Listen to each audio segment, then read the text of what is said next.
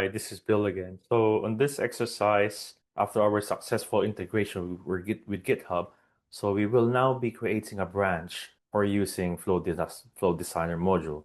So basically, ServiceNow is asking us to create a branch name, which is Flow Designer, and create a tag. So let us do a create branch. So let's go back to the application, and to navigate there is like we go to source control and we have create branch. And as we do that, let us do a copy paste to make our life easier. And let's copy Flow Designer, paste it here.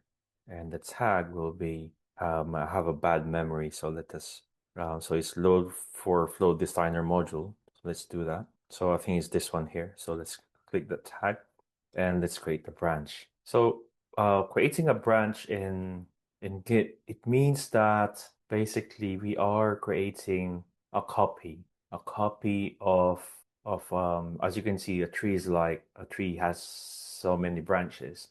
So as we create another branch or copy from the original branch, right? So what it does is like it ensures that we're protecting the original copy, right? So that's what we're trying to do.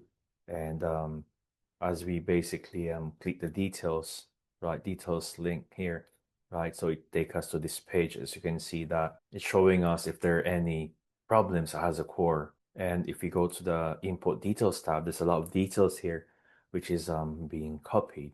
Now as we go back, right? Now we have a successful branch creation, and let us check at the GitHub account if it has already reflected.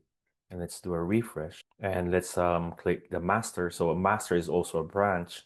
So this is where we copied it from, the master, and you will see there's a Flow Designer branch now that we have created from the Git account. So let us go back to the exercises just to ensure we haven't missed any step. And I think that's it. Let us now continue on the next lesson. Thank you so much. I'll see you in the next video.